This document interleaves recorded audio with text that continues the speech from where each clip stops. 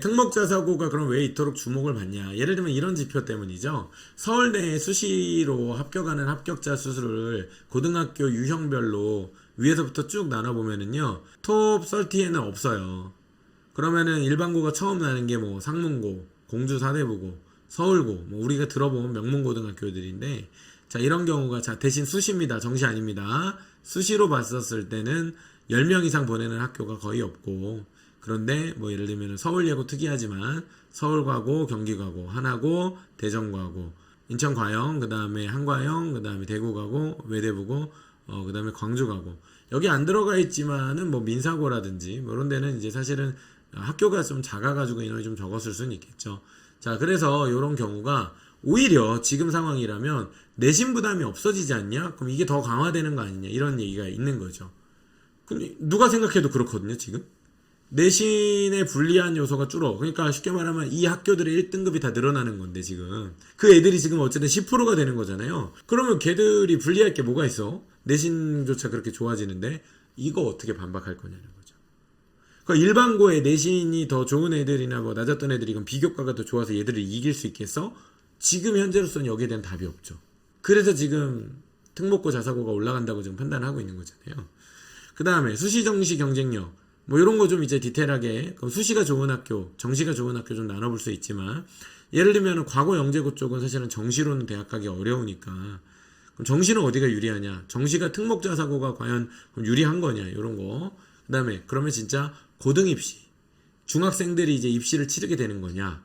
고등학교생처럼 이런 이제 문제가 나오는 것 같습니다. 그런데 일단 특목자 사고 얘기를 하기 전에 우리가 먼저 살펴볼 게 뭐냐면 특목자 사고는 좀 적어요. 그래서 우리가 지금 얘기하는 게 지금 특수목적 고등학교거든요. 근데 일반고 대비 일반고는 약 70% 정도가 되고요. 특수목적고는 7%밖에 안 돼요. 그러니까 10배 차이 나요. 뭐 그럼 3%, 7% 합쳐가지고 우리가 하는 자사고하고 특목고하고 10%, 일반고 70%라고 하면은 어쨌든 7배 차이 나는데 그러면 8명 중에 1명은 특목자사 간다는 얘기고 8명 중에 7명이 일반고를 간다는 얘기인데 그러면 어떻게 그 7명 중에 그러니까 전체의 10%만 되는 애들만 가지고 우리가 얘기를 할 수는 없지 않냐 이런 얘기를 하게 되죠. 그런데 또 반대로 얘기하시는 분도 계세요. 뭐 대학의 정원이 그렇게 많다 하더라도 의대랑 스카이와 같이 최상위권 대학 가고 싶어하는 애들의 숫자는 정해져 있지 않냐. 근데 또 이것도 맞는 말인 것 같기도 하거든요. 뭐 의치한약수 다 합쳐가지고 막 5,000명이라고 치고 그 다음에 이제 스카이 다 합쳐가지고 뭐 한 10,000명이라고 치면은 다 합쳐서 한 15,000명 되는 건데 뭐 많게 잡아 2만 명. 그럼 뭐 결국에는 전체 수능 치르는 애들이 뭐 한 50만 명이라 치고 그 중에 2만 명만 가장 높은 학교인 건데 그거 특목고가 다 먹으면 어떡해? 뭐 이런 얘기가 지금 나올 수도 있는 분위기가 있겠죠. 이걸 분명히 어떤 이제 입시제도가 조금 개선을 해야 되는 겁니다. 정리해봤습니다. 특목자 사고 입시에서 유리할까요? 이렇게 제가 질문을 던졌는데요. 요거 얘기하고 질문을 잠깐 받아보려고요. 자, 우선 특목자 사고 딱히 제가 볼 때는 불리할 거는 없다라는 게 이제 뭐 세게 얘기하면 이제 뭐 유리하다 이렇게도 볼 수 있는데 자 이렇게도 볼게요. 영재고 과고 같은 경우는 이제 뭐 수시는 영향이 좀 적고 정시도 영향이 적어요. 왜? 여기는 지금 입시제도 개편안의 영향을 직접적으로 받는 그룹이 아니거든요. 다만 대입 전형에서 수능 최저가 확대된다거나 변형된다면 그 정도를 고려할 수는 있겠지만 어차피 정시로 대학 가려고 영재고 과거를 가는 건 아니기 때문에 영향이 크지는 않다고 보여집니다. 근데 왜 예고 최고는 약간 내신 준비하는 애들이 있긴 하거든요. 그래가지고 이제 걔들은 조금 영향이 있을 거는 같은데 그거 제외하고서는 제가 볼 때는 영향이 별로 없다. 그 다음에 수능 최저는 이게 좀 수능 최저 부담이 늘었다고 봐야 될지 줄었다고 봐야 될지 저도 애매하더라고요. 그래가지고 저도 아직 딱 정확히는 잘 모르겠습니다. 근데 다만 불리한 점과 긍정적인 부분이 좀 모두 있는 것 같아서 그러니까 예를 들면은 이제 탐구 과목 같은 거를 옛날엔 선택으로 일부만 할 수 있었는데 지금 다 해야 되잖아요. 근데 예고 최고 학생들이 보통 탐구 과목 택할 때 문과 애들처럼 국어하고 탐구 과목으로 뭐 사회문화 윤리와 사상 요거만 딱 공부했는데 예고 최고 가는 애들도 수능 최저가 필요한데 과학까지 공부해야 되는 상황이 되니까 예체능 하는 애들도 과학 공부를 해야 되는 상황이 돼서 제가 볼 때 그거는 조금 증가했다고 봐야 되지 않나 정도 생각을 좀 했습니다. 그 다음에 이제 외고 국제고하고 자사고 여기가 좀 제가 볼 때 변화가 좀 큰데 외고 국제고부터 먼저 얘기를 해볼게요. 우선 내신 부담 경강이 굉장히 줄어들었습니다. 그러니까 외고 같은 경우에는요, 발목 잡는 게 내신이었어요. 내신 경쟁이 너무 치열하니까. 그래서 내신 따기도 너무 힘들고. 그래서 외고를 갈까 말까 망설이는 애들이 있었는데, 제가 볼 때는 외고에 가고자 했던 애들은 지금 장벽이 없어진 것 같습니다. 따라서 외고 경쟁력은 애초에 외고를 고려하지 않았던 애들이 들어오지는 않겠지만, 외고를 고려하고 있는데 내신 부담 때문에 갈까 말까 하고 있었던 애들로서는 굉장히 좋아졌죠. 2등급까지가 어디예요? 2등급까지가 거의 30%잖아요. 그러면 기존 대비는 뭐 한 4등급 받던 애들까지도 다 2등급이라는 얘기인데, 이제는 과거에는 뭐 중경기시 갈까 말까 못 가던 애들이 내신 2등급이라고 평가가 되니까 적어도 표면상으로는 얘들이 불리함을 겪을 일이 없을 것 같아요. 그래서 외고 갈 때는 진입 장벽이 되게 낮아졌다. 국제고도 비슷할 것 같고요. 대신에 정시준비에서 마찬가지로 예고 학생들과 마찬가지로 과학 싫어하는 친구들이 좀 있어요. 근데 과학 준비해야 될 거. 왜냐면 외고 애들은 수능 최저를 대부분 보는 학교들을 많이 쓰거든요. 그래서 수능 최저가 걸려있는 경우를 내가 지원하려고 한다면 탐구 과목에서 과학 대비가 필요해졌으니까 중학교 때부터 과학 공부를 좀 해야 될 것 같습니다. 지금 이 전에 대입 개편안 나오기 전에 교육부 장관이 뭐 얘기하셨냐면, 교육부에서 앞으로 학과별 모집을 폐지하고 학부제, 그러니까 문이과의 학과와 관계없이 뽑겠다, 이 얘기를 많이 했거든요. 근데 그게 누구 때문에 그럴 것 같아요? 문과 때문에 그런 거예요. 문과 학과들 인기가 너무 줄어드니까 애들이 자연계열로 몰리고, 난 자연계열 가고 싶은데 라고 하니까 반대로 문과 쪽은 어떻게 되냐면은 성적이 좀 나쁜 자연계열 애들이 문과 공부를 안 했지만 이쪽으로 온다든지 막 이런 경우가 많아졌잖아요. 근데 이거는 사회적인 흐름이에요. 시대적인 흐름이기도 하고 바꿀 수가 없어요.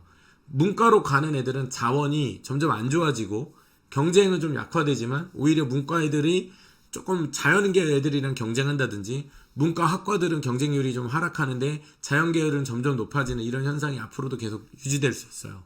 그리고 통합수능을 봤어요. 문과만 공부해서 될 일이 아니야. 예를 들면 예전에는 사회탐구 공부할 땐 내가 유리했는데 과학은 좀 뭐 몰라도 뭐 어쩔 수 없지.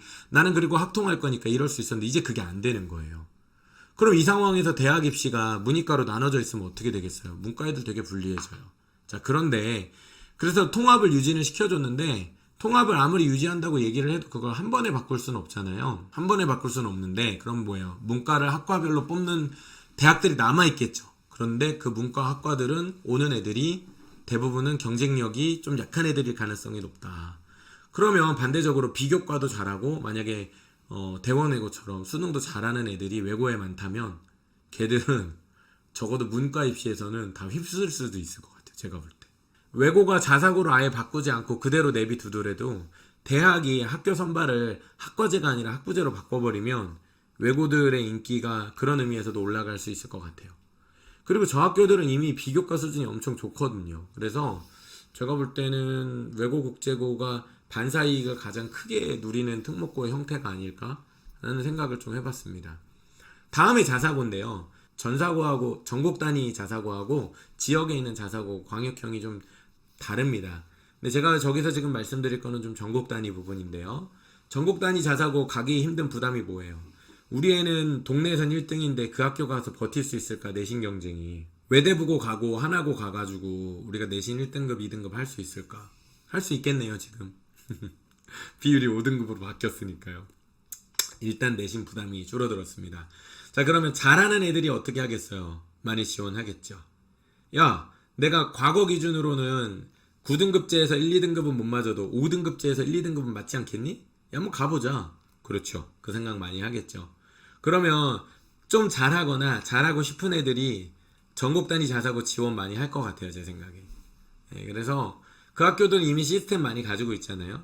또 실제로 특목 자사고인 그런 전국 단위 자사고들이 우리 학교에는 다 잘하는 애들인데 어쩔 수 없이 줄 세우기를 위해서 변별을 했단 말이에요. 그래서 1, 2등급 애들이 있고 그 다음에 3, 4등급 애들이 있었는데 지금은 4등급 맞던 애들까지 다 2등급이 돼버렸어요.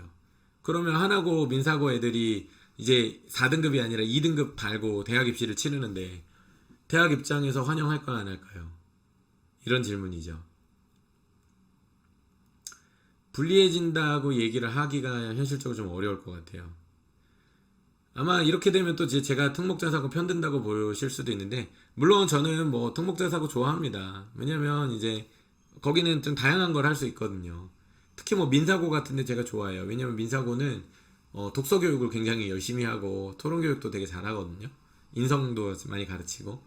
근데 그래봤자 그 학교들 정원이 그렇게 많지 않아요. 훨씬 더 많은 애들은 일반고를 가야 돼요. 그럼 우리는 일반고를 고민해야 돼요.